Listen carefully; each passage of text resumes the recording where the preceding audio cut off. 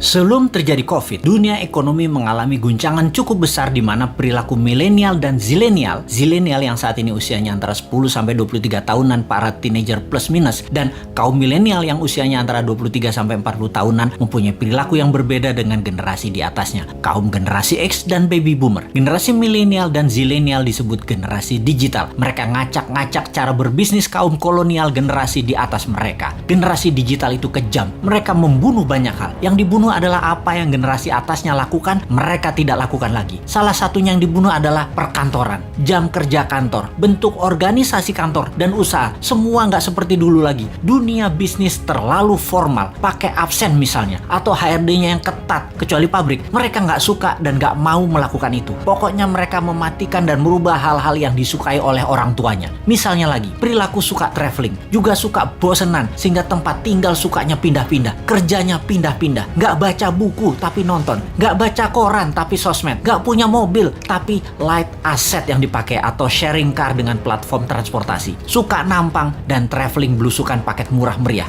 Generasi digital juga membunuh media TV karena generasi digital everyone is broadcaster, everyone is reporter. Merek dan brand dibunuh juga oleh generasi digital. Brand itu menjadi less important bagi mereka. Bagi mereka yang penting adalah 3R, yaitu rating, review, dan recommendation. Lalu masuk masa COVID. Mendadak dunia bisnis menjadi harus digital. Tepatnya dipaksa menjadi digital. Dipaksa jualan lewat platform marketplace. Dipaksa jualan lewat iklan di sosmed. Dipaksa menggunakan gadget di tangan bisnisnya. Dunia UKM Indonesia tidak banyak yang siap. Tidak banyak yang paham. Dan dunia bisnis selama pandemi yang tidak janji kapan berakhirnya, kapan herd immunity-nya tercapai, tidak tahu kapan dunia terbebas dan menyelesaikan pandemi ini, maka dunia brick and mortar, dunia bisnis bata dan semen menjadi terancam. Apa saja dunia bata dan semen itu? Seperti gedung sekolah, tempat wisata, hotel, ruko, mall, perkantoran, crowd gather event seperti bioskop, konser, sport event, musik event, MICE, semua menjadi menggantung bisnisnya. Dibuka nggak terlalu untung, ditutup pasti rugi. Bisnis semen dan bata karena pandemi, pengunjungnya dan aturannya sering on off. Akhirnya mereka harus segera pivot. Hiburan pindah ke rumah, pindah ke tangan, pindah ke gadget. Pokoknya semuanya pindah ke digital.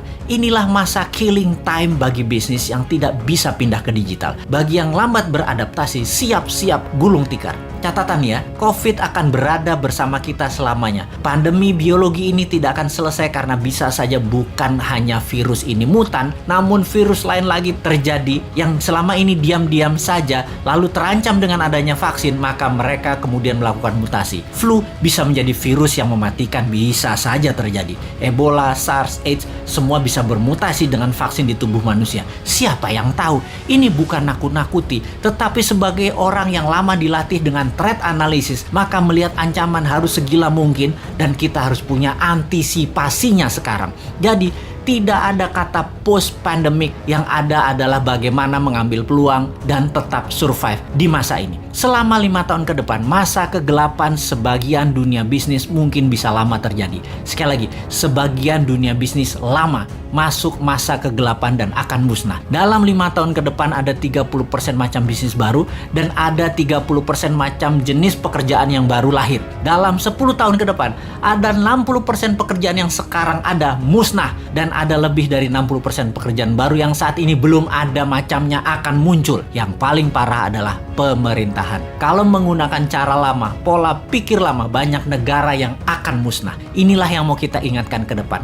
Pastikan calon pemimpin ke depan mengerti apa yang akan terjadi ke depannya nanti. Calon pemimpin ke depan harus punya tim yang solid dan berpengalaman dunia internasional. Calon pemimpin ke depan tidak hanya dia populer, tapi dia paham dan terbukti bisa menjadi pemimpin visioner dan leader yang tegas. Kalau dilihat di etalase saat ini yang akan memimpin ke depannya, masih banyak hal yang harus mereka buktikan. Seperti yang saat ini deh, ternyata di awalnya sangat bagus program kampanyenya, baik incumbent maupun penantangnya. Ketika keduanya bergabung dalam satu wadah, sama COVID aja keok. Sebelum COVID aja sesungguhnya sudah tren turunnya. Tambah COVID, jadi minus. Tambah lagi, kalau perang Tiongkok-Amerika jilid 2 terjadi, bengek bernegaranya pasti. Tambah fakta lain lagi, yaitu perang biologi pandemi ini berkepanjangan. Kejet-kejet gejala stroke bernegaranya. Belum lagi, yang sejak 4 bulan yang lalu kita dengungkan, perang cuaca yang bisa membuat kelangkaan pangan terjadi. Wes ambiar bernegaranya kalau tidak bisa membuat antisipasinya. Jadi, kita ngeledekin incumbent, kita lanjut ngeledekin oposisi